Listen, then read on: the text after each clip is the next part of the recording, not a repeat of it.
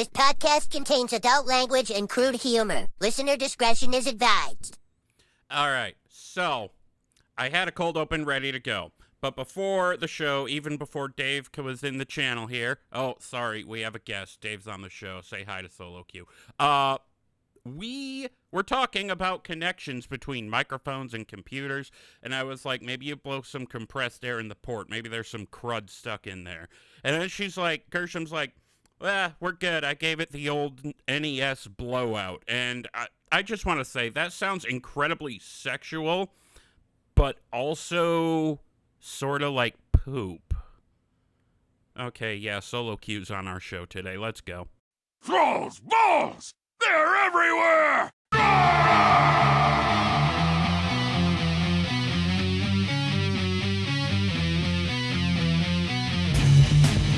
Thrall's Balls, the World of Warcraft podcast with a dirty mind and a clean behind. Hosted by Gershom and Wooly.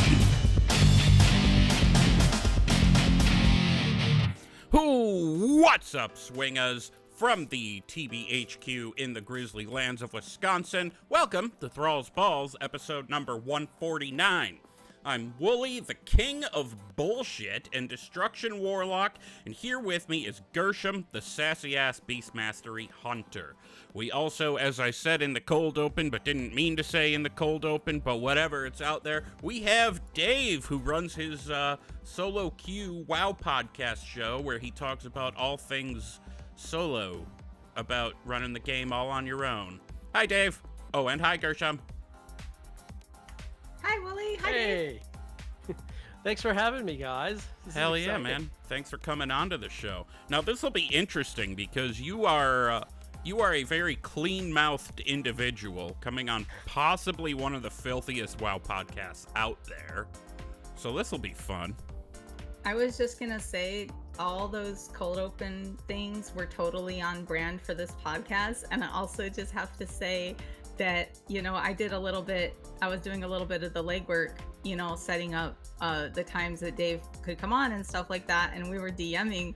And one of the first things he DMs me back is he goes, I'm just going to let you know, I'm probably not going to say jizz quite as often as Wooly. And I said, most definitely not. You're not going to. Yeah. I don't see anyone saying, am I the king of bullshit or am I the king of jizz? No, I'm the king of bullshit. Oh God, boy, we're going places today. I am not the KOJ. I am the KOB. We are not taking off. We are staying planted firmly on the ground down in hell where we fucking belong, most likely. Anyway, welcome to the show, Dave. Hi, Thank Dave. you. Good to hear you again, Gersh.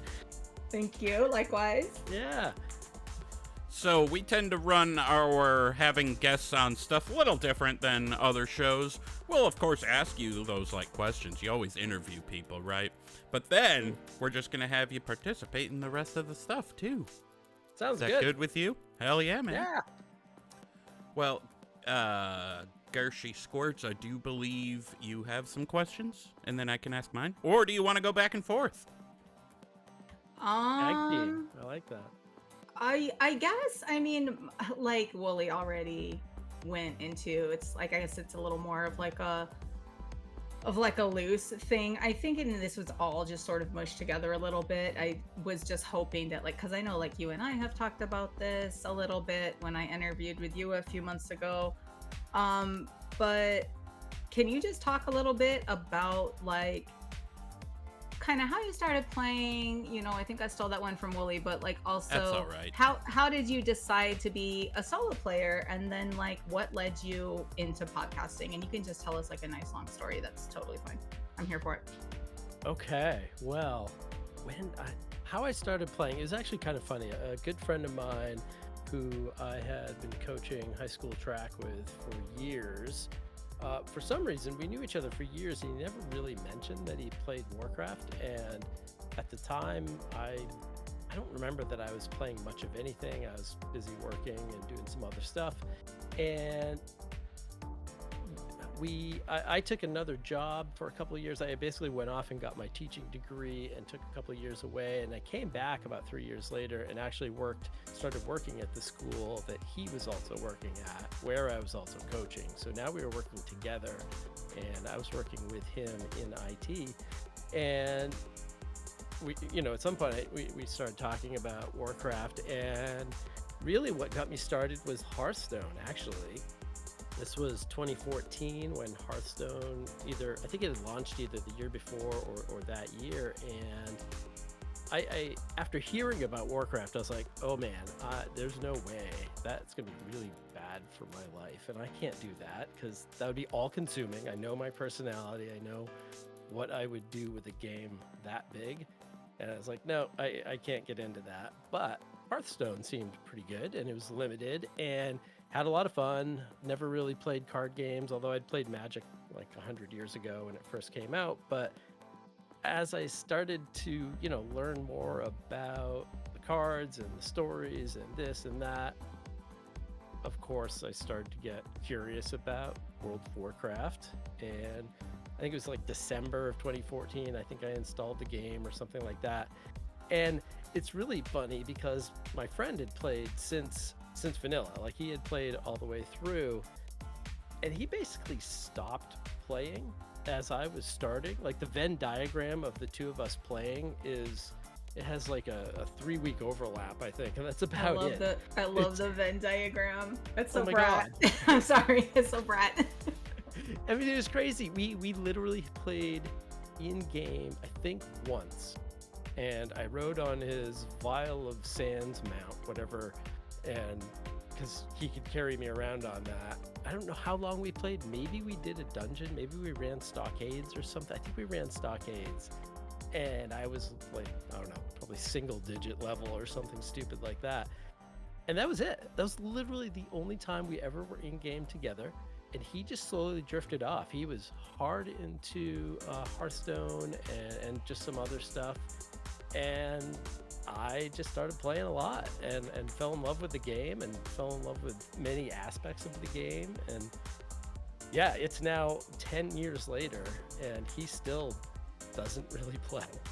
And I've, gone off and just completely, it's fascinating to me, the funny slight overlap that we have. So Is this the friend that you had alluded to on one of your episodes? And we will get into, I think my only major next question was to tell us more about Solo Q. But for those of you who don't know, Dave has a really great podcast called Solo Q. It's pretty much, it comes out once a month, right? Still, unless you do an interview, and then it's once every, you'll throw in an extra interview every so often when you have the time. And I know you're really busy. You've confessed you're a high school teacher, so now's not even now's chaos time for you. So I'm so glad you came to sit down with us. But is this the friend that you had said that he had asked you, how do I get back into WoW after I've been gone for a long time? How do I catch up? What do I do? Or is that a different? That's a different friend. That's actually a former student of mine from my first teaching job, which was now, I think, 11 years ago. I kind of went back and after a bunch of different careers, midlife, whatever, got my teaching degree. So in my first teaching job, this kid was one of my students. He was a junior. I was there for 2 years. We kind of kept in touch. Facebook. This was back when students were still on Facebook, kids, actual people under the age of 30 or 40 were on Facebook. So I have dozens of Facebook friends from that first high school that I taught at.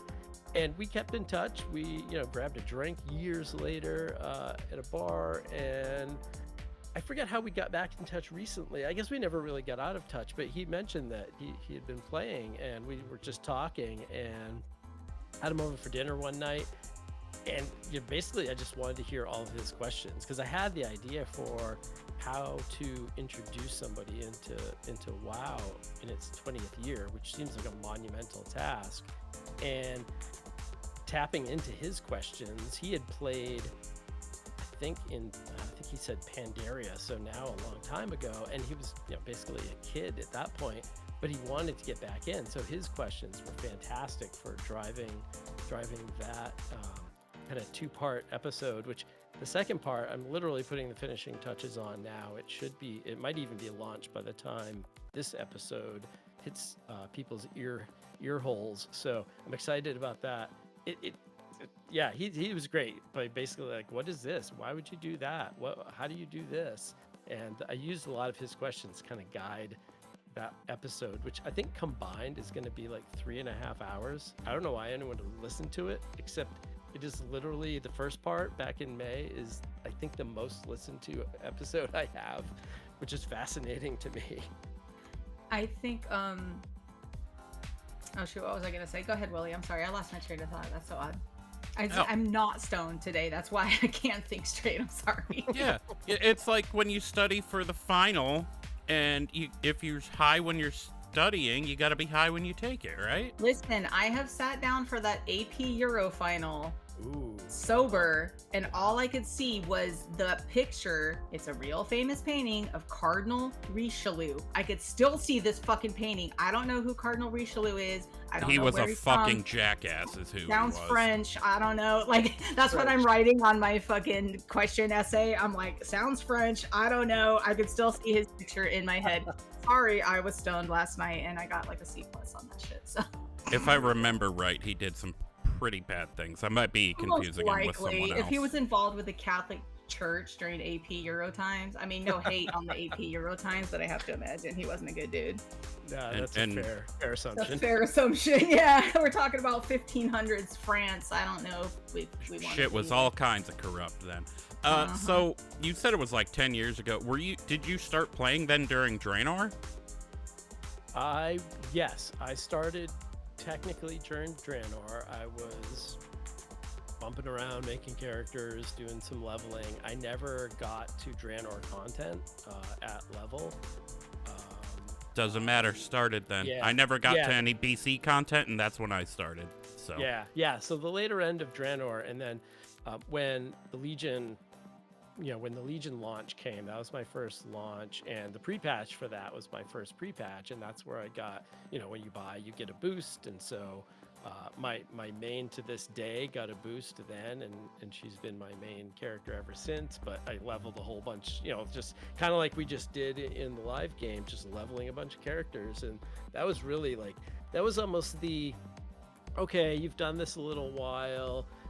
Here, have some cocaine, amphetamine, speedballs just to really lock you into this game, like leveling people for those 3 weeks or whatever it was. That was it. I was done. Yeah. So that makes you, to borrow a term from our friends of the show, their show, Do Not Relent, go listen to it. Yeah. There's 3 podcasts converging into one. That makes you a Draenei darling, huh? Ooh, that's so pretty. They came up with that instead of Wrath Baby. Yeah, that's right. You hear that, Aaron? Slide Immune? What do you call your it? respective What do you cats. call it if you're actually like a kick-ass classic bitch like me? It's just old. You can just sum that up and just say old. Oh, I think it's old head. I think it's just old what they head. call us. Because, it wasn't until Wrath that they started coming up with stuff like that. And even then, it was meant to be an insult. But times they are a-changing. So then, I guess I'm curious, and I feel like I should know this from your show, but I am drawing a blank. Are you more Alliance or Horde? At my heart, I'm definitely Alliance. That's it. I could see the apprehension on your face. No, I'm kidding. I gotta go. Nah, man. I have almost an equal amount of characters on each side, and I love all of the story. And I think it's interesting that Blizzard tells a story that you can't get all of if you only play one side. So I love playing both sides. If I hop into one of my Horde characters, I am for the Horde. It's sort of everything turns slightly red, and boom, I'm in. It's not an Alliance player with a wig on running around. I'm picturing that. You're sitting there with you're actually sitting there with your cup of fucking demon blood. I'm playing this shit, right? Skull of Manaroth right on my desk. I feel that, right? Yep. Drink. Wait, But, do you actually have that? Oh, I wish that was real. That would my be God, so I'd cool. own one That would so be one hard. hell of a collectible. That's the statue that Blizzard needs to put out. That would be good. Fucking Yeah. cup, dude. It just looks like the skull of Macroth or Instead, something. I've got a cup that has like balloon things on it, but That's does a have pretty bourbon in it, wide though. cup. That is interesting though, and a very good point that you make about like the whole red blue thing. I think and I don't really play anything else, let alone even another MMO, but I have heard, from people who play other games that the way that Blizz did the faction, I mean, you can see why it's so precious to some people. And to me, the faction war, as it were, or at least the divide between them, the fact that we have two teams to choose from, plays so much of an important role, like not just in your gameplay, but like in your personal style. There's so much you can learn from it. I mean, I can't even imagine. One of the first times I leveled in all the way from like 10, it was a void elf, so she started at like 10, but I took her all the way to 70 in BFA, and I wasn't even done, and I just went and did all of it, got all the achievements, and saw so much shit that I never would have seen on a horde character. Like, I know that was a very divisive story and it was very two-sided, but like even through every expansion, like I feel like it's definitely worth it to check out, both sides of the story. I think that's something precious that Blizz does that is a bit unique from other MMOs, right? Like, we're not just one big planet of people fighting a big bad, which is true, we are, but just these different stories really do like come into it. yeah, I think WoW gets a lot of, or at least Blizzard gets a lot of criticism for. This is an understatement. Blizzard gets criticism for how they write the story. Okay, but I think one of the types of those criticisms is that.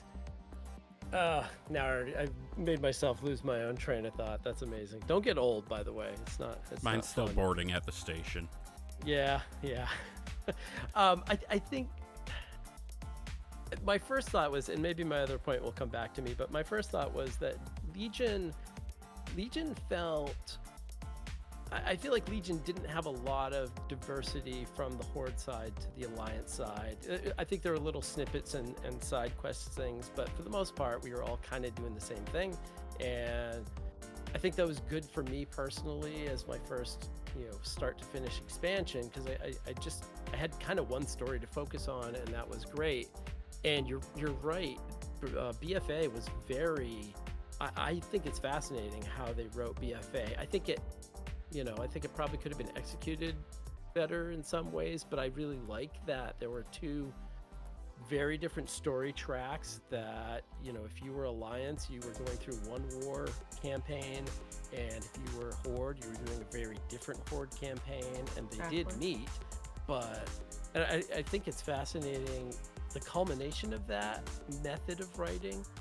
I only realized recently when in one of the last episodes I did, I went back and did the raid of Dazara Lore, because it is finally kind of open to solo players, and it was interesting. I'd heard about it, but I'd never experienced it. That you go through the raid, and if I remember right, there's like 9 raid bosses, and you go through a bunch of them to start, and at a point the battle ends, and the Alliance will go through 3 different bosses that the Horde already went through, and the Horde would go through, like, telling 2 stories inside of the same raid, and having to have the same raid bosses but put them in different order. I thought that was fascinating. And from a different point of view. Yeah, Especially from a different point of Grong. view. I distinctly remember raiding on Alliance, God forgive me, and seeing Grong and the giant gorilla, and he just leaps off into the air, and I go, bye Grong, and because I know the Horde side where he's a giant zombie, I'm like, man, I hope nothing bad happens. Oh wait, no, the Alliance side, he comes back as a zombie. I go, man, I hope nothing bad happens to him. It was funny. Oh no, you're just like, oh well, good luck out there. I already know what's gonna happen. Right, because first the Horde kills him, and then the Alliance has to fight him as a zombie.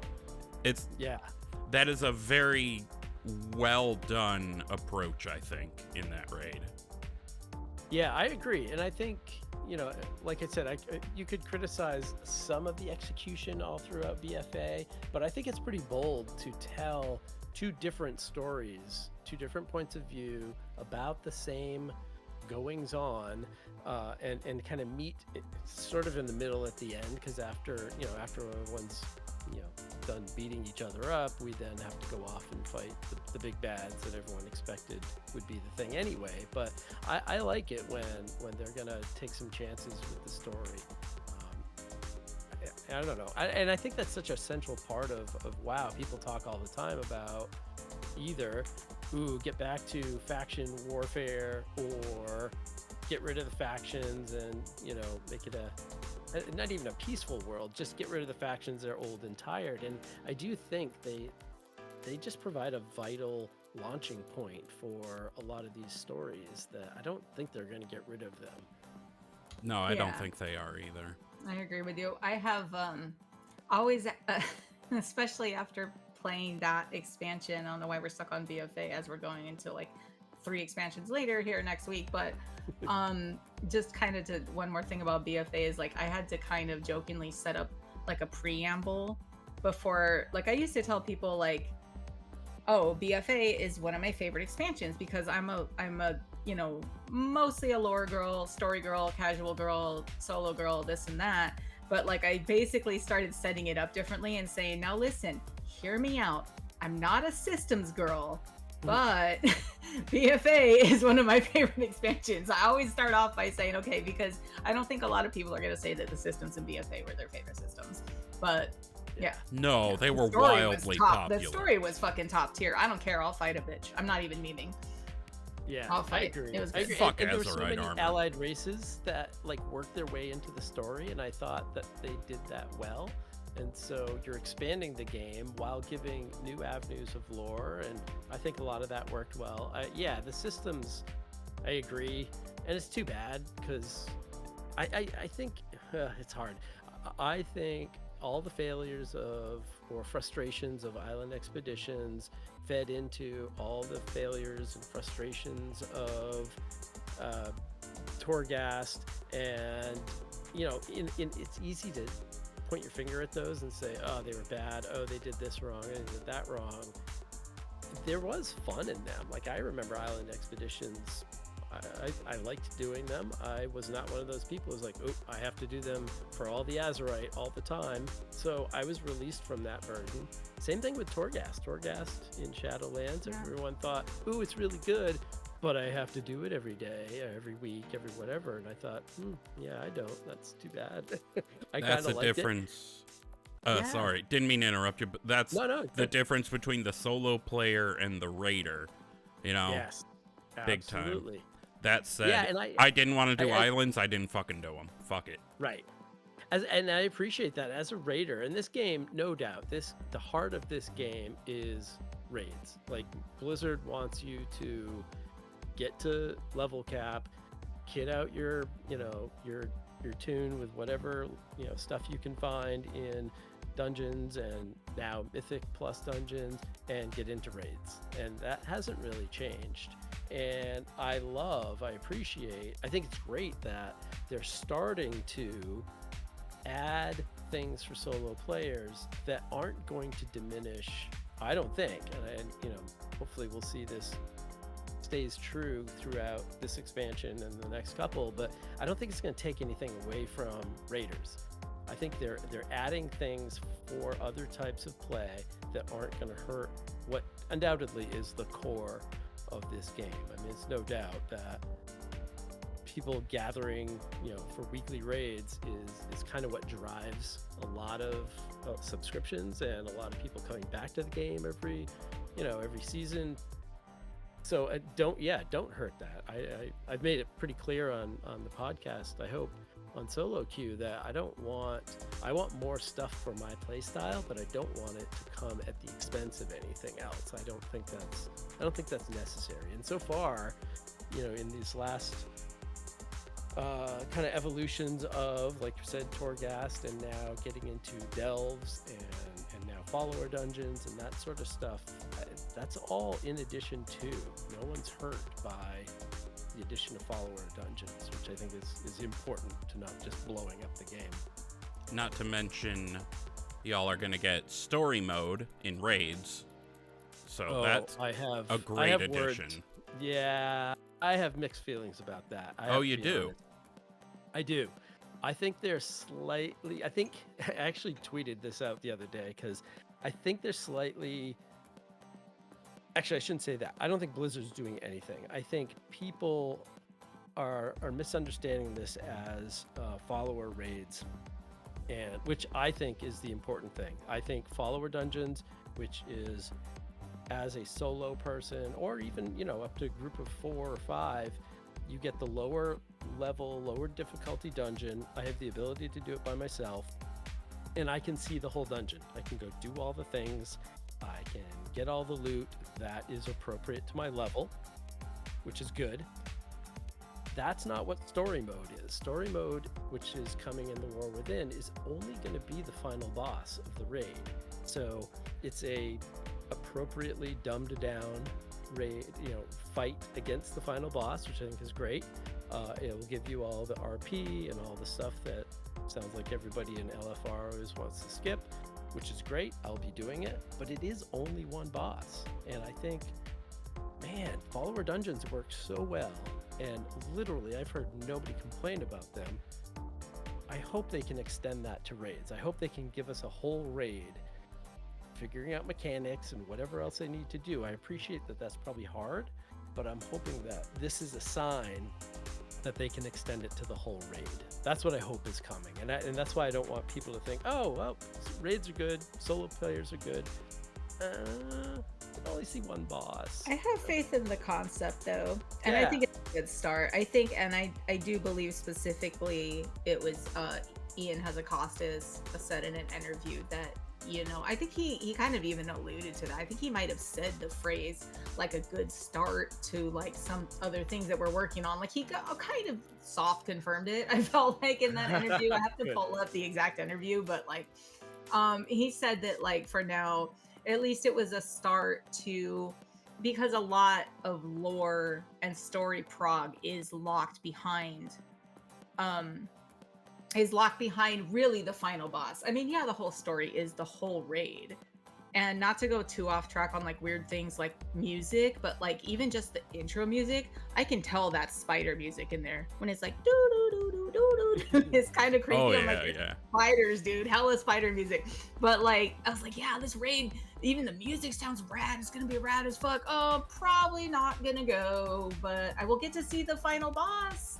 And that gave me like that's a silver lining, I mean, I can remember still talking about BFA over here, but remembering that like getting the quest like randomly to go see Queen Talanji, and I'm like, wait, you're queen now? What happened? And she's like, yes, I am queen now. Now we will proceed to the funeral of my father. And I'm like, wait, the funeral of your father? What the fuck? Like, and I was kind of like, wait, like I hadn't done the raid and I was just a little bit lost on that. So like, I feel like if they had a system like that in place previously for other raids, I mean, I know that the Alliance killed him, like everybody knows it, but it would have been cool to like see it, right?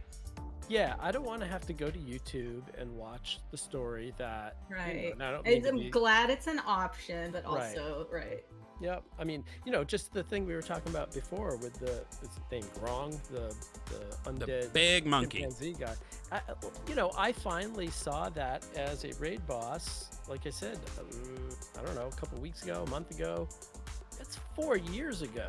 Like I literally don't remember. I vaguely remember. Oh yeah, there was some sort of giant thing, and I think we did something, and I shouldn't have to wait 4 years to go even see those little story bits. So I do think that they're gonna make good on this.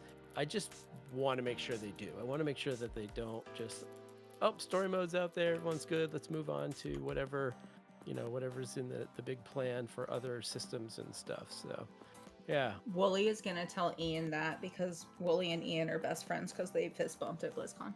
Yeah, nice. Basically fucking. Yeah, totally. Hope you wore a glove. But giving him the NES blowout, dude. You know it. Oh my god.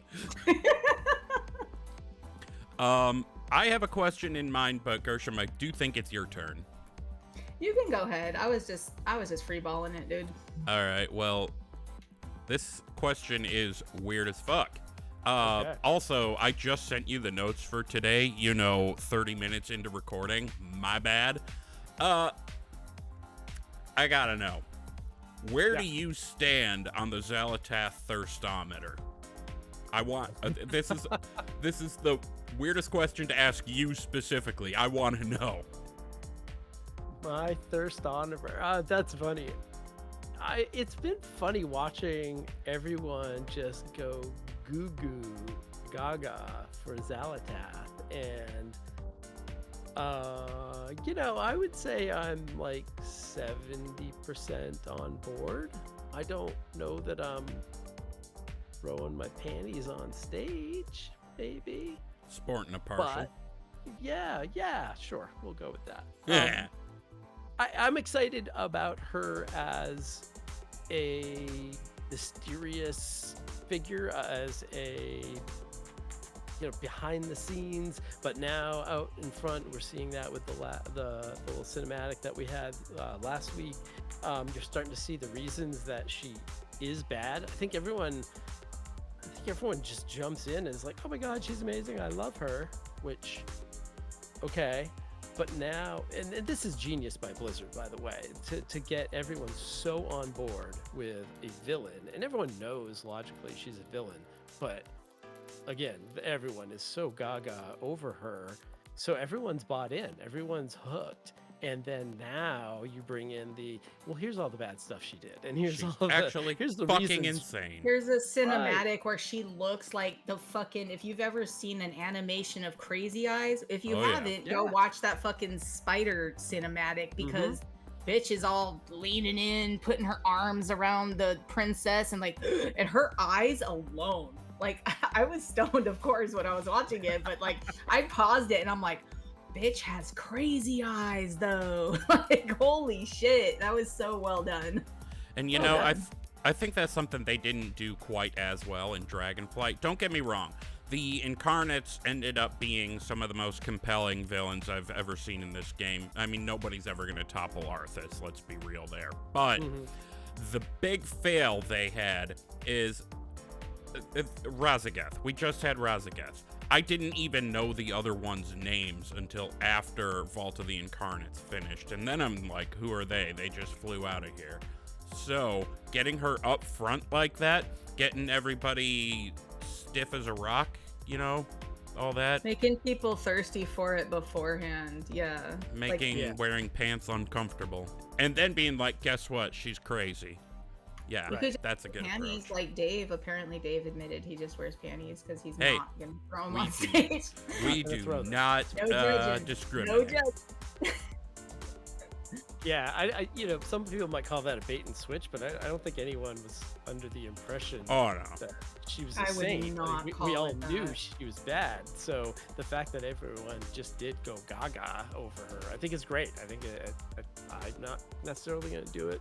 Have you guys ever seen the meme of the guy? He's like a blonde guy, and he's supposedly the simp meme. I don't want to go over and describe this too much, but it's basically like a guy, and he's like, I would never simp, and then it shows somebody put in pictures of Jaina, Alexstrasza, Sylvanas, and he's just a dude. He's like, I'm not a simp, and then the picture of Xal'atath, and he's like, whatever you wish, my queen, and all of a sudden his skin's purple, and his fucking got some big ass ears on. I'm like, this bitch simping hard.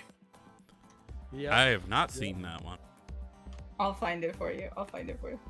Do you have another question for him? Otherwise, I have one last one. Nope, go ahead. All right. Well, this is just harking back to Legion, and I'm asking this specifically because it is famously a solo activity. And I guess now we have it back, but sort of with different rewards. Did you get any mage towers completed in Legion, or now? Yeah, great question. So I have to say the answer is yes. I got Feral Druid, whatchamacallit, challengey thing. What is it called? I already forgot. I don't remember. It was the one with the big fat imp lady. Oh no, I was just trying to come up with the words mage tower. Oh, That's how bad yeah. my memory is. You know. Yeah, well, I don't remember her name, but she and I got to be really good friends, like frenemies. Certainly, she'd be like, "Oh, you're back! Wow, isn't that cute?" I think I mentioned this on one of my episodes, but the secret is I'm not terribly good at video games. I don't know that I ever have been, and I've been playing video games for about 40 years off and on. So the Mage Tower, which, was a serious challenge, at least for some people, and at least at the start. I couldn't do it at all. Not to interrupt, I gave up. Yeah. Well, they were hard. I suck at video games too, but in World of Warcraft, so sorry. Go ahead. But that's kind of why I like this game, because I can suck. I can do a lot of things at my own pace, and when I die, I just have to, do my walk of shame back to my body, and boom, I'm back, and do it over. And that's kind of what the Mage Tower was for me. And I remember seeing the feral druid, it's not really a weapon appearance because it literally changes your feral druid form. Sparkle titty. Yeah, it's like the white and blue shimmery craziness. And I thought, that's about as cool as it gets. And I want that. And I worked hard. And I mean, I feel like if you are an experienced raider and an experienced dungeon runner, and you know all your buttons and what they do and when to use them, the Mage Towers were a bit of a challenge, but I think once you got in there and did them, you got used to it, and plenty of people earned all 36 appearances. So it's not like That's they were impossible. crazy to me. Yeah, it is crazy. I agree. Because I struggled for just one, and I'm not kidding. My memory's a little foggy on this, but I'm pretty sure it was within hours of the end of that season, meaning I think it was the end of Legion. Whenever it ended, I literally finally got it hours before it was going to close. I just finally pushed through. I probably interrupted something at the right time for the first time in my life. I put enough damage in and pushed some buttons, and all of a sudden, Agatha, I think her name is Agatha. Yes, that's right. Agatha the Imp Mother or something like that. And all of a sudden she was dead, and I literally for a second didn't even know what was going on. I'm like, wait, what? This You're is like, wait, bitch is gonna come back to life. This Yeah. isn't over. And then when she's gonna do the walk of shame back to her body and come kill you again. And then the thing popped, and it was like, hey, you did it. I literally jumped up and yelled and like ran around like I was Love in a movie. those moments. Man. And that really is the single, I think, greatest feeling I've had playing this game. That sense of accomplishment, and like as a solo challenge for someone who, I don't pay too much attention to what every single skill and button does, and so that really was a challenge, and I was super excited. So yeah, that one appearance, it's still on my main. I've never changed it. Every time she goes into feral, she is that blue and white whatever, and as cool as it is, a lot of people don't use it anymore. And I know we constantly have this talk about prestige things in the game, and should everybody get access to everything, and I'm not big on the prestige, like you spent $2,000 for a TCG mount and now everyone can have it from a Twitch drop. Whatever, I don't really care, but I'm proud. Not that no one else should have it, but I'm super proud of that appearance, and that's why I've never changed it. Like, if people see that and go, oh, that's really cool, I earned that son of a bitch. Yeah, I was so hell excited. yeah, man. He swore, everybody. Yeah, Yay! like I'm proud to say I was able to get that one too, and Yeah. I kept it on for the longest time for that exact reason. And the only reason I switched it is because I don't know if this is a sensory thing or not, but I kept getting distracted by the sparkles flying off the back of the cat, and that was driving me crazy. I love it. All right. Well, Dave of Solo Q, go listen to his show. Q being Queue. Your Twitter, I suppose, is at Solo Q, one word, correct? All of my social media is Solo Q Wow, SoloQueueWoW. So I managed to Hell learn yeah. that for everything. Even Blue Sky. Good old Whatever Blue that's Sky. worth. I can't decide what's more useless, Blue Sky I or just started Threads. following you on Threads like yesterday. Ah, I was thank like, oh shit, it's Dr. Dave. What's up? Every I now and then I'm like, oh uninstalled yeah, I Threads. have Threads. I should probably I check don't. I it out. completely forgot It's so about it. bad. I'm just still so on X. I still want to call it Twitter. You can still call it Twitter. I'm afraid Elon Musk is gonna send a fucking space needle the way Khadgar tried to serve Xal'atath the big D at the kids table with the laser. Like Elon's gonna do that to me. Like you said Twitter. I'm just gonna go get me. He's too busy trying to get his phone calls to work correctly. Busy trying to get a DDoS rocket attacks. off the ground so he can go to Oh, Mars. yeah. Jesus fucking Christ. All right. He anyways, just wants to that's enough. go home. I know, right? I saw that post. Jesus. That's hilarious. That was All funny. right, and Did we you just see that, pissed Dave, where off he put a 2% picture of of the Mars and internet. called it Home Sweet Home? That was the point of that. Yeah. All right. Well, ordinarily, I would transition us into what have we been up to in WoW, but we are about a week out from the expansion launching. I don't see the fucking point in asking, how did you kill time before the Oh my fun God. stuff happens? I have killed so many of those memories and so whatever echoes. I don't even know what they're called, but I did a couple things. yeah. Yeah. What'd you do? did. So yes, tired of the radiant echoes. Just to echo everyone in that room. Well, echo I'm not quite radiantly. I'm not tired of them. I just have bored. killed a lot of them. Like Yeah. I okay, so maybe personally, sorry, I was assuming, but I personally actually I went to log on this morning and I was kind of like, wow, I don't want to fucking do this.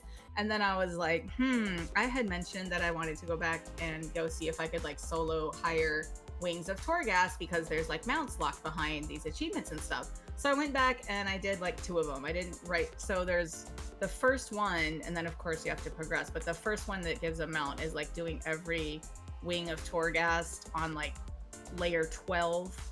I think I had gotten up to like 8s and 9s and 10s with my friends during Shadowlands, and then I just stopped because we went into Dragonflight. So I'm like, I could totally do these 12s, and you have to get like flawless, which I guess is like 200 like points, however that system works. So knocked out like 2 of those, got 3 more of those, and then I think there's another one you have to do it at like 16, get all of them on 16 on flawless. So I went back to Torghast. I don't know why I'm doing old things, talking about BFA, talking about Torghast, and you had mentioned Torghast, you know, and the kind of grind behind that and stuff. And it was fun, but it was really just, I was like speed running it, just making sure I got everything as fast as possible. But the axes that come down from the walls will still one-shot you. It doesn't matter. You can be like level Oh, that shit 870 hurts. fucking 4. That shit hurts. All the traps do the same damage that they've always done. So don't be like, oh, I'm 70. I'm going to just walk across through this axe. No, bitch. No, you're not. It's going to cut your head off. Happened a couple times. Had to do the walk of shame. Say, sorry, axe. Let me wait for you to come back. But yeah, that was all I did in game. And then like, it was all like cinematics and stuff. So I'm sure we'll talk about that like separately. But I went back to Torghast. So I did do something. Yeah. Oh, and the trading post. I like that those things are still in the game. Like you can go back and play Yes. around with that, and it's not, like you said, it's not hard, but it's not super easy. Like there's still a little bit of challenge in there. So I think It was that's challenging. There appealing. were times I had to pop a few exhilarations, like pulling around whole rooms though. Like I was pulling around whole circle rooms full of dudes and just like blow. And then I was like, oh yeah, hunters don't really have an AoE anymore except for like bursting shot. Oh, and Wooly, that spell you were thinking about where all the arrows come, that's volley. And that Yes, is a marvelous volley. Oh, Yes. okay. I don't know why I couldn't think of it last week. Not stoned. That wasn't why. It was why. But it's called volley. And then what else? Oh, I just got, I hit the trading post. So I got the 2 mounts that there's like the Korkron War Saber and there's like a Night Saber one too, but Horde or Alliance, you can get both. So I got those. And then I had one saved, the Blazing Hippogriff. So I'm up to 494 mounts, which is why I wanted to go back to Damn. so close to the 500. It just seems so silly. But Do it. yeah, that is. I did do some stuff, but that was it. Other than the echo stuff. I literally did not log in. I chose not to. I was like, I don't want to do this stuff. Although I probably should have, because I want the rest of that dollar on Defender set. You're not going to be able to get it outside of that. So, yeah, that's the sum total of what I did this week. I think it's good to take time off. I think this game Yeah. does not let you take time off. It doesn't want you to, and I think it's important to do it when it's your time. And if there's no Little better time than periods right of now. abstinence can be really important and really refreshing. There you go. Did you do anything fun in WoW this week, Dave? I leveled 17 characters up to 70 through the Echo thing. And That's quick. You can do it in like an hour. yeah, my record was 41 minutes for one character to go from 60 to 70. That's And insane. It is. I Like, I found did a few, but I never kept track. Like, I would Yeah. see there's people who have this mod who can say, I just went from this to this. And they're like, I went from 61 to 62 in like 2 minutes. And like, they were posting it in like trade chat or yeah. whatever. And I'm like, Yeah. I was just leveling, but I never paid too much attention because I tend to like wander away from my computer a lot with the kids and everything. Or like my dog, I'll just get up and walk away. So like running time meters does me no good because I'm gone for a lot of the time that's going by.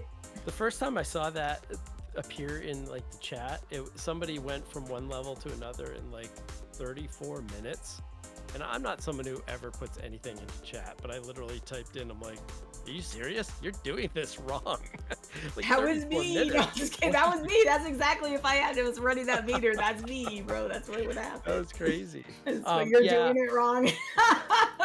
No. And then a few minutes later, I happened to notice, and that same character hit it in like, I don't know, maybe 5 minutes. I was like, all right, that's a little better. I As thought been it was spoken like a fun. true track coach, by the way. Pump your arms, especially at the end, dog. That's right. That's a good time. All right, you're getting better. I thought it was good. I thought it was fun. Most of the ones I did, I took from 60 to 70, except when Gershom had a question about, well, what happens for, I think it was under 50, level 50, what happens this? So I was like, oh, well, I'll open up a character and I'll go check.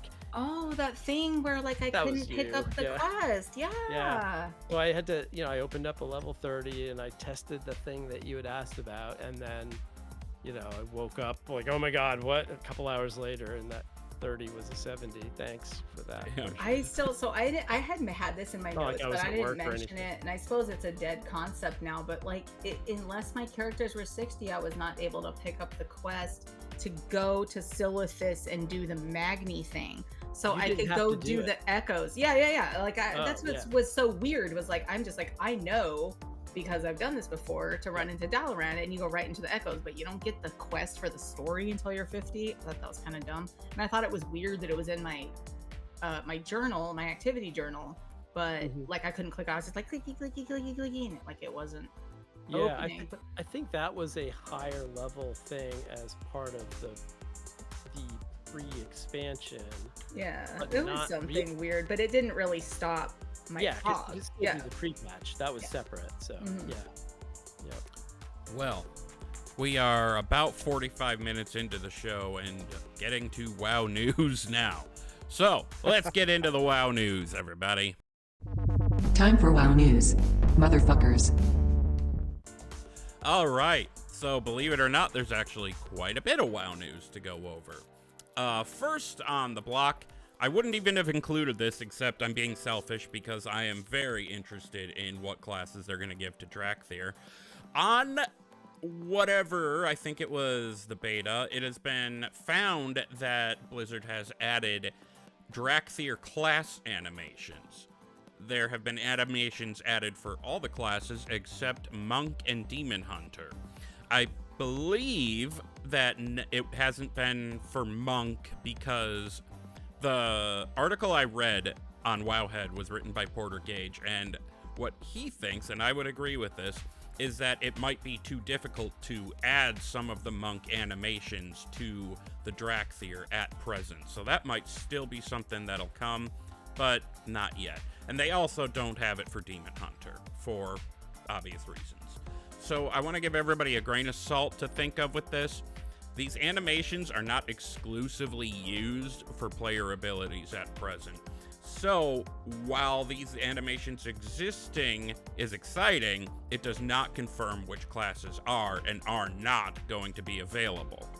As I said, the article was written by Porter Gage, and what he thinks the likelihood of the specific classes coming to the Dracthyr is as follows. He thinks everything is likely other than Druid, Shaman, and Monk, which are sort of doubtful, but still a possibility.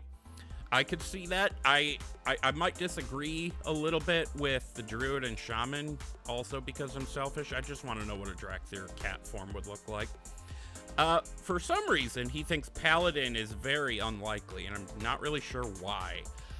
His justification is that Dracthyr don't really have any established lore to support the class, but there isn't really established lore for them to be any class other than Evoker.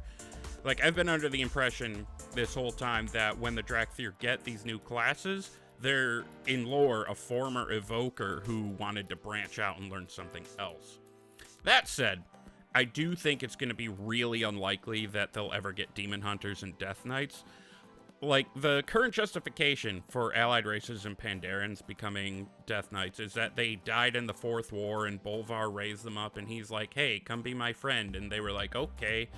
Adding lore to support dead Dracthyr joining them just wouldn't cause... would just be weird because it would bring time travel-y weirdness into it. Or they'd have to come up with a whole new scenario like, hey, for your efforts protecting the Dragon Isles and your death, we're ripping you away from the peace of the Shadowlands and now you gotta be a dead lizard. It just doesn't make sense to me. And it also doesn't make sense that they would be a demon hunter. Because at the present, the Burning Legion is defeated. There's no reason for anybody at this point to become a demon hunter, because the whole point of them was to sacrifice everything to take the Legion down. That's been accomplished, especially because becoming one is really, really dangerous, and there's a high likelihood you don't even survive doing it. It says you poking out your eyeballs is dangerous. What? Yeah, right. I mean, it sounds fun. I work at an eye doctor's office, and I always say you can't have eye problems if you don't have eyes. Just saying. So yeah, that's exciting. All that stuff is coming for the Dracthyr. I did see the warlock animation they put in. It looks like just casting a shadow bolt. I gotta say, the wings are flared behind. It just looks so cool. I really hope Dracthyr get warlock, because I'll swap over. I will. Up next here, we actually had 2 cinematics that I'm going to talk about both of them and then open up the floor a little bit.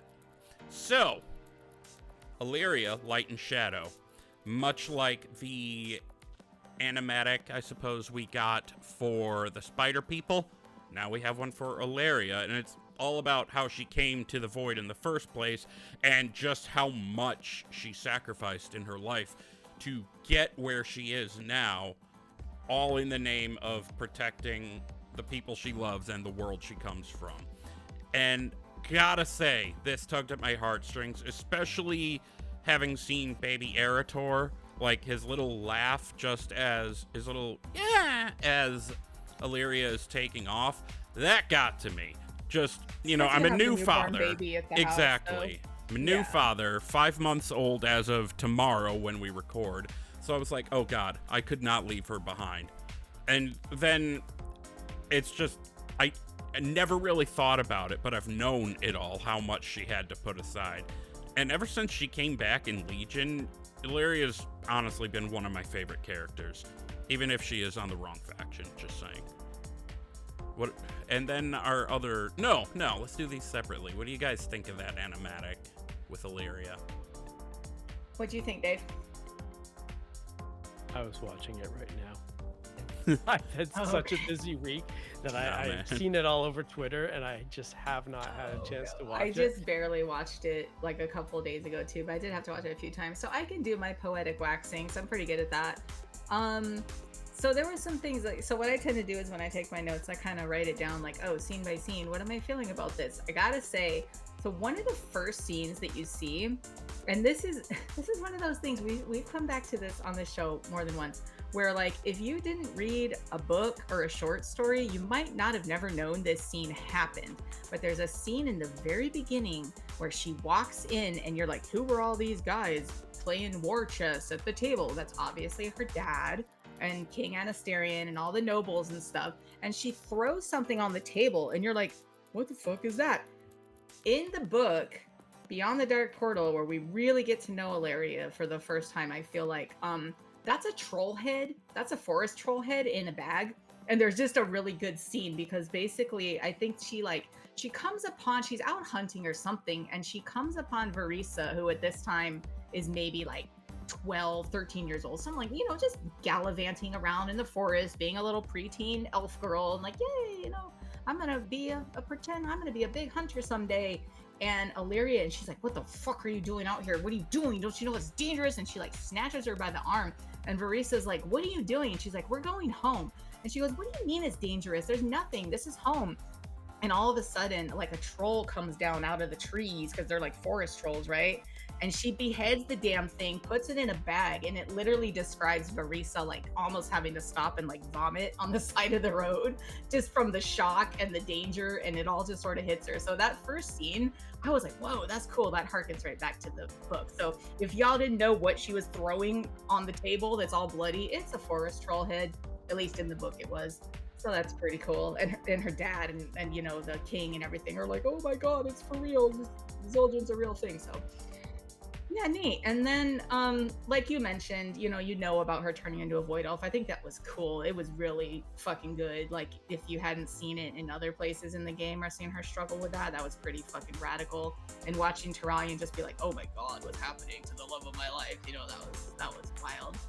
And then like, well, the Erator scene, definitely, with like the cooing baby, and just to like harken back to you, Wooly, saying like, oh god, I could never leave my baby behind. This is totally unrelated, but when my firstborn was about the same age as Mischief is now, we, for some, just watching kids movies, falling asleep or whatever, laying down together, and The Land Before Time came on.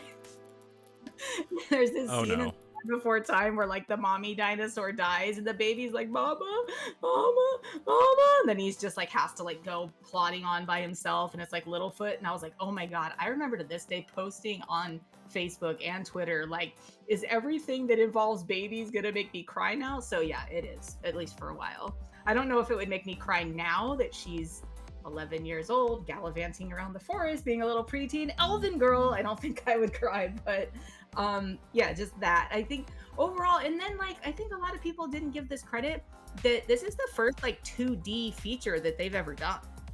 And by they, I mean the Blizzard team. I don't know which team is responsible for this. Like I don't want to give credit to anyone because I didn't really do my research, but overall I just think this like new kind of art and the possibilities of different teams working together, it feels really healthy, especially like not to be a wet blanket, but coming out of all the stuff that we went through, just a couple of years ago, with all the Blizzard and the infighting and the abuses and the things. And it's just like, oh my god, is everything gonna fall apart? No, like this is a really good example of people who love the game and love the story coming together and just making a fucking amazing piece of art. And I really, really liked it. I got major, oh my god, my son is gay vibes from Tyrallion, though. I was like, ooh, dude, back up. Wait, what do you mean? Wait, what? When when Alleria was being all voidy, and like he was like, holy shit, you're an abomination kind of thing. I was getting major, holy shit, my son's gay? What the fuck? Oh, yeah, it didn't hit me that way. I thought he looked like some kind of mix between like sad and scared. He was, he came off as a bigot to me. Just that's probably because he is now. I think he was like projecting his self onto, I don't know. Anyways, yeah, I mean, it is what it is. I'm not a huge Tyrallion fan to begin with, so nope. I didn't really care about what the fuck he was going through. To me, it was more about Alleria. And also to re-mention your Xal'atath, what'd you call it? The fuckometer the or whatever. Xal'atath Thirstometer. Oh, Thirstometer. Yeah. So pick one, kick one. I'm picking Alleria, dude. Sorry. I think it she'd came much down more to go it, for yeah. a stan than a simp. I think she's more of a stan girl, not a simp girl. Oh, Yeah, I remember Alleria in Legion and falling in love with that story, and then I went and made a Void Elf Hunter that in my head she was like, oh, I want to be just like Alleria, and just kind of moved her in that direction. I think the story is great. I just finished watching it. It. Not that I won't go back and watch it again, but it really is fantastic. Two things jumped out at me. One, I love the art style. I actually like that they're pulling back, at least sometimes, from the uber CGI, how perfect can we make made up characters thing, because the realism is great, but ultimately then you go back in game and you're playing a video game. So I kind of like seeing this art style as well. My question is, how do people feel about seeing Sylvanas in there and seeing her, not that they're trying to make anything, but are people tired of Sylvanas and don't want her to come back? Or is this kind of a, hey, okay, there's another aspect, another little bit of her past setting? I don't know if they're setting something up someday down the line or not. I'm just curious what you guys think of that. Well, I don't think it's a setup for anything future. Sorry, Willie, you can go ahead if you want. No, you're good. You can go ahead. I'm just agreeing, honestly. I was just gonna say that I think it's more of a reflection on, facts is facts, right? Like Sylvanas was the middle sister, and she did fight side by side with Alleria. I mean, there was a reason she became Ranger General, because Alleria ran off to do her voidy stuff, and also to fight the Horde on like her own terms and stuff like that. So, oh, and did y'all see the little clip where like they show Lyra's face for like half a second? I missed that. Call back to the book too. No, it shows it for like half a second. They show like the orcs and like, wow, and then she's like, all the people I lost, and they show like a young highborn male, obviously young, and they pull like a white sheet over his face. And I'm like, oh, there goes Lyris.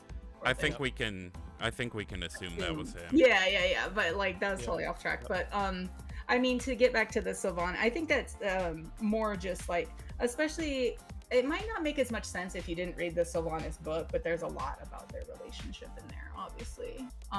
So I don't think it was necessarily a hint that Sylvanas is coming or any kind of thing about Sylvanas burnouts. Like I said, I think it's just facts is facts that Sylvanas was there, and that's just the story. I did hear a couple people saying that they didn't think she would have the same voice.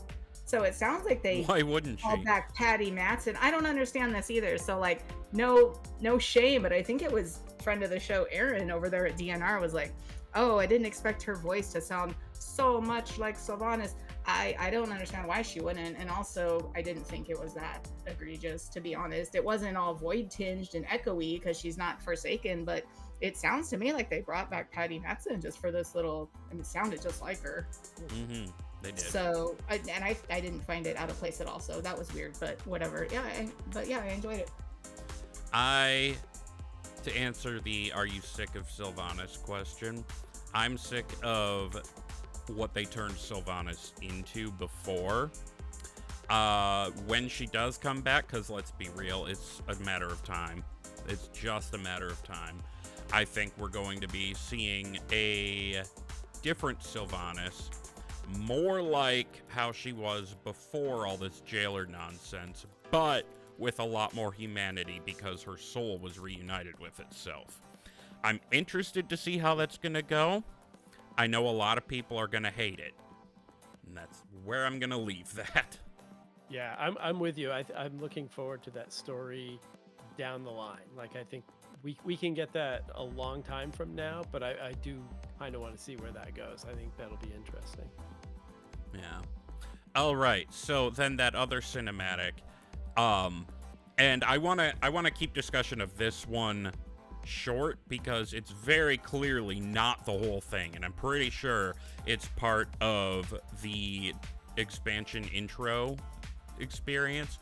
However, it's a little bit of a hype It's The Harbinger Is Here, and like I said, seems to be part of a bigger cinematic.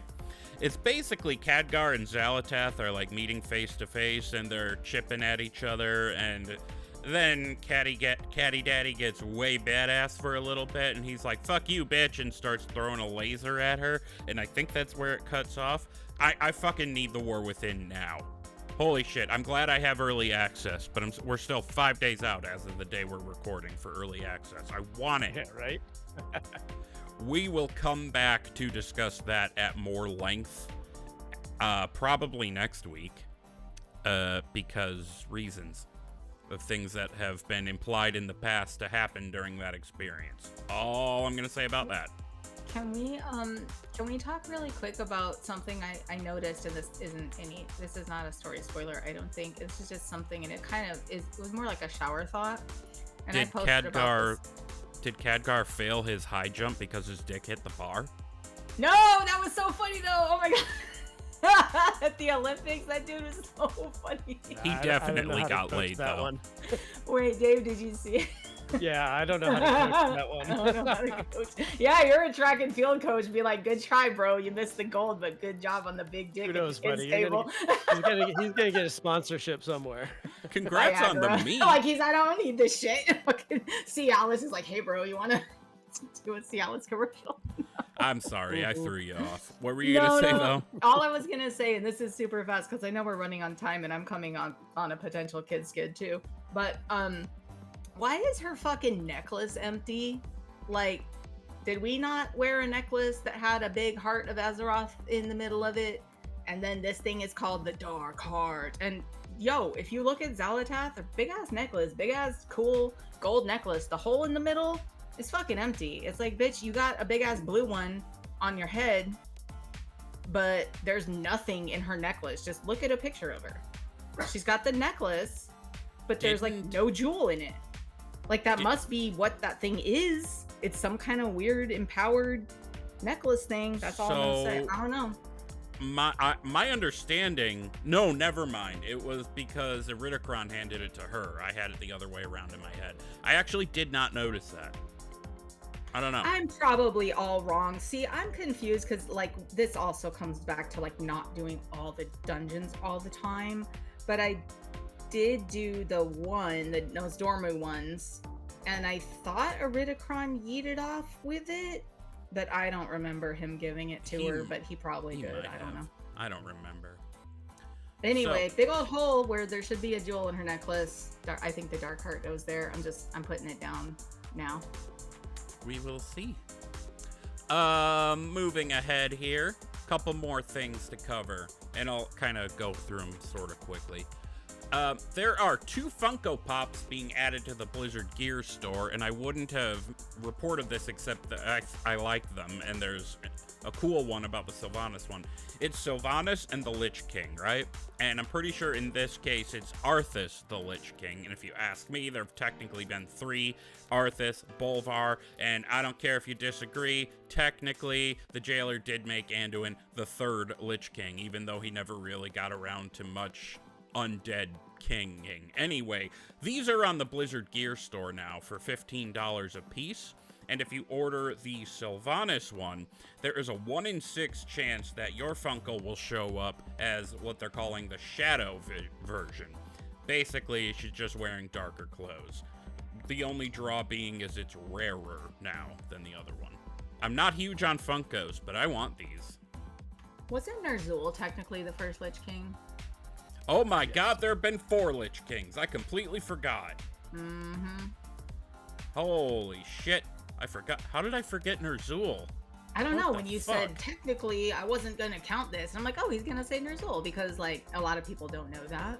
I feel like such a pleb. I knew that too, and I forgot it. Ner'zhul, the George Washington of Lich Kings. Yeah, exactly. Coming out of the mouth of history Ner'zhul did teachers not over here. have wooden teeth. So, there is also a little video that Blizzard put out, Endgame For Everyone, they called it. They did a developer deep dive between Bethany Stout, community manager who's essentially hosting it, and Laura Sardina and John Mark Hemphill. Yeah, that's his name. I'm afraid I didn't write down their titles, so I don't remember what they do. But they were discussing all sorts of different endgame systems, including delves. What I didn't realize about delves is that there are different tiers of difficulty, and they go all the way up to 11. I think the rewards for them cap at like tier 8 or something, but the end boss of tier 11 in season 1 is a hard mode version of a mob called Dracthyr Hand of the Harbinger, who you'll see at the end of the delve season thing. Oh, wait. I don't know how that works exactly. It's probably in a specific one. But you defeat that mofo, and you get a voided out version of the delve mount. And it's kind of that dirigible flying machine thing that we see from BlizzCon. I don't know if this is a complete replacement, sort of like Razagath to the Proto Drake mount, or if it's like an extra customization or not. But that's thing is pretty supposed cool. to come with achievable skins, so my guess would be that that's one of the skins you can get for it. Yeah, so it's kind of like how they had skins and customizations for your drakes. You know, like the holidays and stuff, and it's still the Drake, but then you go to the rostrum and you have that skin type to like pick from or whatever. Right, from my understanding, it's gonna be like that. That would be better than a full replacement. Is tier 11 the secret mode? I don't know. Because I know that there is I think tier 12 might be the secret tier. If you can get through all of that stuff, there's one more tier that has not been talked about, played, practiced, tested. We don't know anything about it yet, and I don't know if they mentioned that in there, but yeah, that's exciting that they've got all of this stuff for just hanging out and running around. I love it. I've done exactly one delve on beta, and it's the one that introduces you to doing delves. So I didn't dig too deep on it. Yeah, it was fun. I tried one more that was like 4. I was like, I'm not going to try the first one. I'm going to try one that's like in the middle of the pack, and I got murdered very quickly. And you're on like beta test characters, and I have no idea what I'm doing, and it's not my character, so I got murdered very quickly, and I went back and did that first one, and it was a lot of fun. I like the puzzle sort of aspect of it, of figuring out what I need to do, where I need to go, how to get there. So I'm looking forward to delves a lot. Yeah, and I like that they're... I am as well. What's that? Sorry. I said I am as well, sorry. Yeah, I like that they have an endgame quality to them as well. Even if the story is all wrapped up in raid. Right. Well, so my kind of impression of this, and we don't have to go on forever, but my sort of impression of the delve system is like kind of taking what people thought was exciting about Torghast to begin with. Like, oh, cool, you can level through. It gets harder every time, but you're doing something that's familiar. You're getting these powers, but it's here, but it's there, but it like, one of the things that still remains fun about Torghast for me is like every time you go in is different. So like if you lose, like I lost one, like I didn't get one of my ones on like flawless earlier this week, right? And so I was like, I lost, and I'm like, oh no, I gotta go back. It wasn't like I could go back and just realize where I'd fucked up and do it all over. It's like, no, bitch, you're starting all over. It's a whole other puzzle. Like the layout's different. And there were times I was getting lost in there. So I think some of those things that people enjoyed about Torghast, like that kind of fresh challenge with a familiar feel, might be something that they're going for. But obviously the sins of Torghast are, that you had to do it to get your Lego and stuff. I don't see delves tying themselves to like some end game type necessary, like Wooly, you were saying, like outside of end game content, this is going to be a really cool thing to do with its own unique set of like rewards. You know what I mean? Well, that's what I'm saying, is it's got that end game quality to it. And I can tell you, I will absolutely be using that at least partially to get my raid gear. I mean, my gear to go into raid. Because you can get heroic, you can get up to like heroic gear, right? Heroic I believe so. Gear or heroic raid gear? I'm pretty sure heroic raid gear, but that's, I think, with upgrades.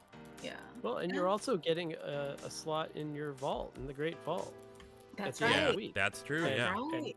something I've literally never had before. So Right. I mean, I look forward to people claiming, oh, now I have to do delves if I want that slot in my Great Vault, because that's just crap. I mean, you don't have to have No, the Great Vault. because I Right. haven't had the Great Vault yet, so I don't want to hear that argument of, oh, it's just like Torghast, so you're they making me do it. remove. So in order to make room for the delves, they remove PvP from Yes, the Great PvP Vault. And is PvP, out. you just go do PvP and buy it from your PvP vendor. Yeah. Yeah, Which is so what that's I gonna think be- they wanted to begin with, PvP. Yeah. That's the sense I got too, and I don't follow PvP at all, but it sounded like that was a very good move, and the PvPers agreed with that. So that's a case of, I think, hopefully everybody wins. Yeah. Yeah. All right, so there are some drops coming back to Twitch. Beginning August 26th, the Ghastly Charger's skull, which was a TCG mount, is this like, it's an undead horse, but it's also a ghost kind of thing. So from August 26th, 3 o'clock California time through September 19th California time, I think it also said 3 o'clock, I don't remember, apparently didn't write it down. All you have to do is watch 4 hours cumulative, not all at once, of an active WoW Twitch drop streamer. Like, they have to be, drops have to be Enabled. participating in that channel. And all you got to do is do 4 hours cumulative in that time to get the mount. Also Twitch related, between August 26th and September 26th, my 35th birthday, all you have to do is gift 2 subs to people for participating WoW streamers, and you'll get the Watcher of the Huntress pet. It's this green ghostly looking owl, pretty much implies that it's Dracthyr, and that's Tyranda's owl, the one following Sylvanas around, and every time she gets tired and stops rescuing souls, Dracthyr, pecks her in the ass, and she's like, okay, fine, and keeps going at it. She said, work. Work. Work. Fucking lazy peons. Wasn't there a creator who went by Lazy Peon and people stopped liking him for some reason? There was Thunk-de-Peon, and I don't know what happened There's to that. him. Might have I don't know. There was a guy on X named Thunk-de-Peon. You know kind of how there's like the real N'Zoth? You guys follow the real N'Zoth?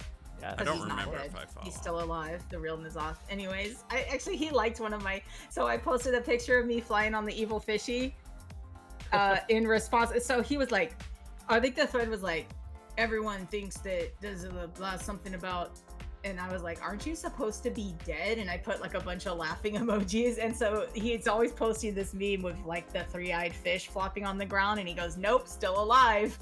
And so then I put a picture of me on the evil fishy. Willie knows what I'm talking about, the evil fishy. Yep. And I was like, no, fishy. no, you are alive. I'm riding your fish around right now. And he liked it. And I was like, yes, the real N'Zoth liked one of my posts. Hell yeah. But yeah, there was a guy on X for a long time, or a girl, who knows, went by Thunk-de-Peon, and he had a lazy peon, like stupid 2-bit face, like 2-polygon orc face for his picture. I don't know what happened to them though. I'm I not haven't sure. seen him in a long time. Anyways, Maybe they I got don't know. sick I wasn't of, sure if that's who you were thinking of or not. No, I don't think I was. But they might have got sick of Elon's shit and bailed. It's Anyway. possible. Keeping the wheels rolling forward here. People have been wondering what specifically happens to their characters after Pandaria Remix ends. Now, it's been known from the beginning that you would get to keep the characters, but here's the specifics. Blizzard put out a post.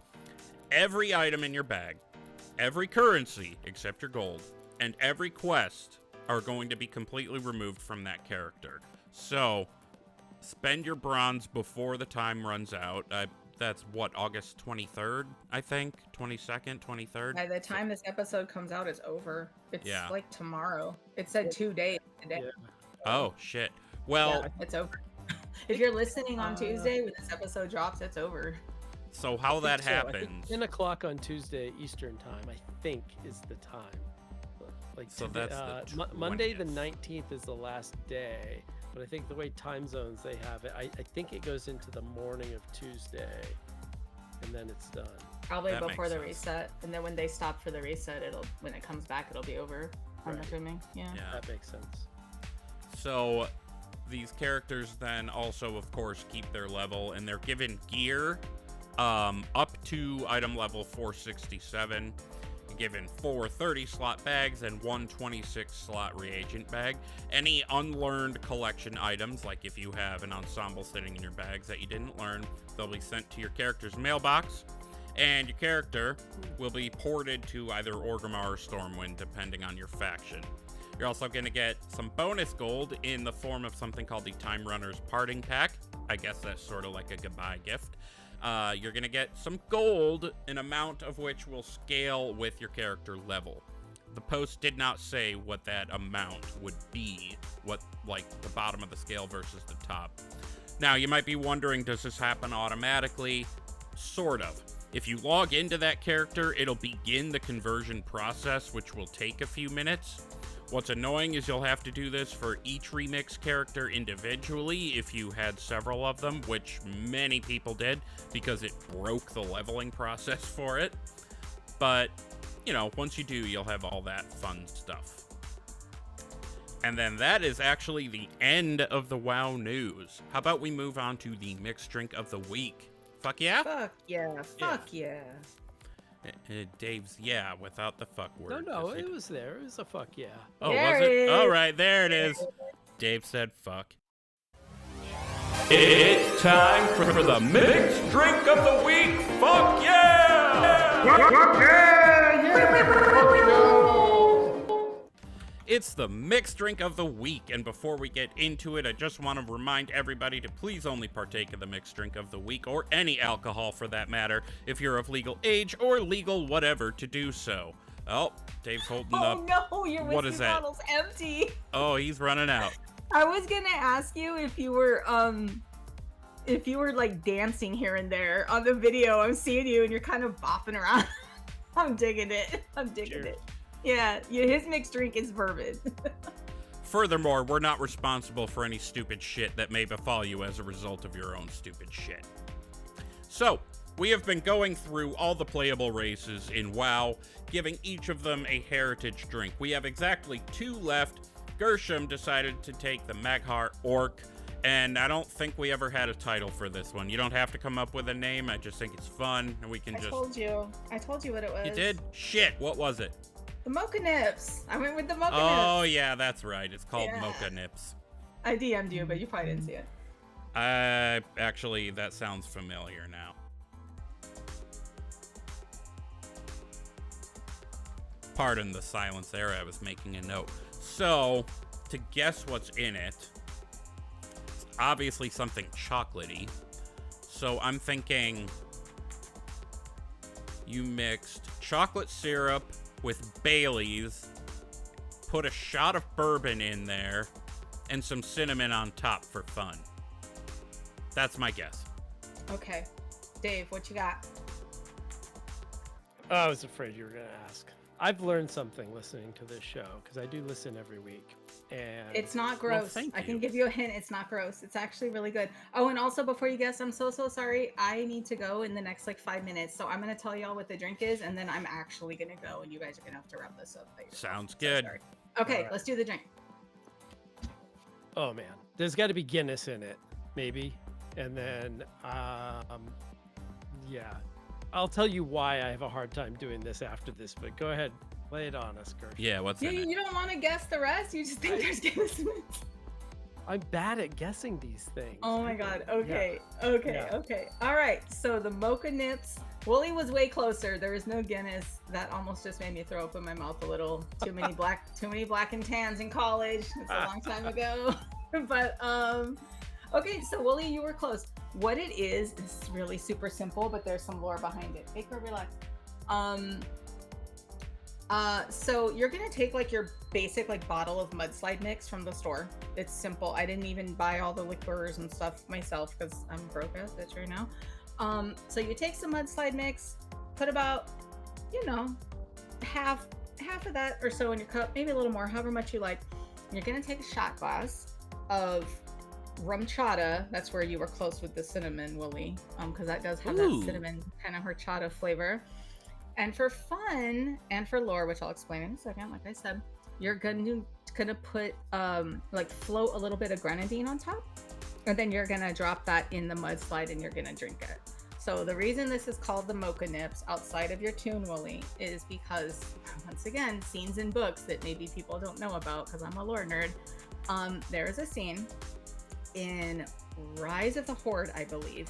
Durotan and Draka are talking and they're like, oh my god, this is weird, this whole Blood of Manaroth thing, like what's everyone doing, and da-da-da.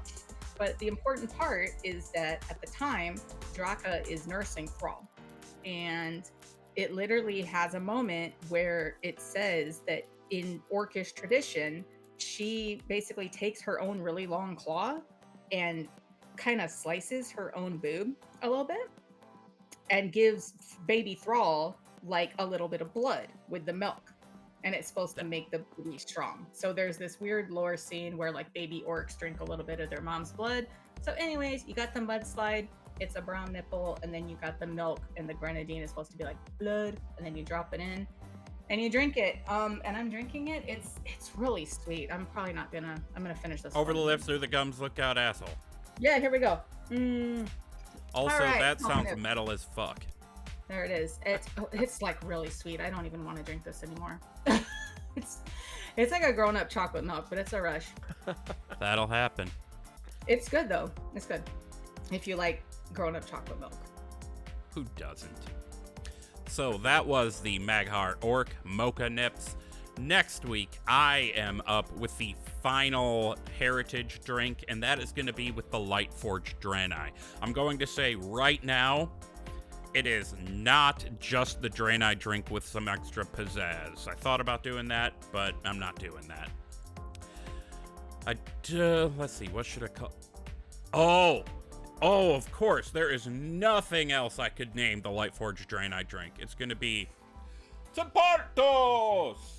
Oh, it's beautiful. Guys, I gotta run. I'm so sorry. This sucks. I hate this. Tempartos. I love it. It's all good. Wait. Okay, all right. I love Bye. you. Thank you, Dave. You're the best.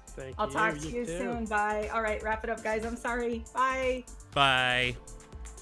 Okay, so, final thoughts. My final thought, we never actually defined what an NES blowout would be in the innuendo context, and I'm happier that way. Dave, do you have a final thought? Oh my god, this next week is going to be amazing. I don't have Hell time for any of this, but I'm going to make time. So sleep, I think, is probably getting shelved for a while. That's my final thought. Yeah, it's a given. So Yeah. before we get on out of here, do you want to plug your show and your socials again? Yeah, sure. Check out the show Solo Q, a World of Warcraft podcast. I think it's called something like that. Solo Q. If you find Solo Q, and ignore any of the, was it League of Legends? I think has a Solo Q mode. Yeah, ignore that. Anyway, yes, it's on all the podcast feeds. All the socials are Solo Q Wow, SoloQuewow, Queue. Yeah. Queue. I almost forgot That the one. extra one. I'm out of practice. It's a monthly podcast, so I can go a long time without saying that stuff. But episode 12 should be dropping literally by the time this episode we're on drops, and it is the second part of how to start playing World of Warcraft. And my plan for episode 13 is just literally launch. I'm going to record as I play and just talk about what the early access launch is like and try and get that out there for people. So we will see. Yeah. That sounds awesome. All right, well, we're going to get on out of here. You can follow us as a podcast. On Twitter and Instagram, I am at Wooly08, 2 O's, 2 L's, and a Y. Gershom is at Hunter Gershom, Gershom, so that's all one word. And then the show itself is at Thrall's Balls Pod. That's on Twitter and Instagram. You can email the show. I didn't actually write this part out as well as I thought I did. You can email the show, thrallsballspodcast@gmail.com. Leave a comment on Spotify, a review on iTunes, or even join Discord and leave a review in the reviews channel. You can find that Discord link on our link tree by going to thrallsballs.com. Otherwise, bye, we love you, be good. Bye.